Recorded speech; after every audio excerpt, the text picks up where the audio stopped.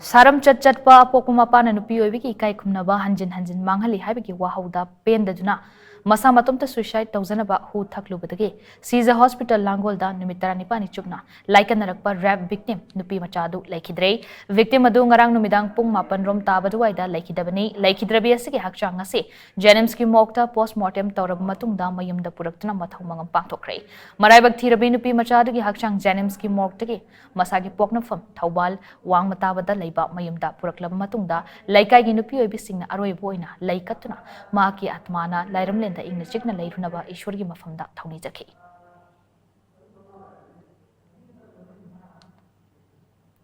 Apokpana hanjin Nupi Oibigi Ikai Khumnaba Manghankhibi natana miot minai kya satharakpadage khangba ngamdaduna masa mathanta hu thakpadage laikanarakhibi Thawbal wang matabadage rape victim Nupimacha aduna Leikhidabada Women's in Governance Thawbal chapter amasung Childland Thawbal gi thawmi singna ngase awaba phongdokpagi mifam ama wangjingda leiba wing Thawbal gi sanglenda pangthokre mifam aduda wangangluduna wing Thawbal gi thawmi oinam thoibina hai apokpa mapagi miot minai deke khangba ngamdraduna Leikhidrebi cha gombi Nupimacha duge achumba justice laingakna pigidabani accused oiriba apokpa mapa duge charge sheet sing thagatpada aho arak lehenbiganu mahakpu mapunsi chupa kaisum sangda thambaki charak pibiu haike tungda thawmi singaduna minute ama tumina leptuna Leikhidrebagi thawaina sembiba mapuge manakta ingna chikna leirunaba thawni jake ningsingbaya apokpa mapana Nupi Oibigi Ikai Khumnaba Manghankhiba thaudok matung Nupimacha aduna haukiba July 13 numidangda hu thaklubadage Caesar Hospital and Research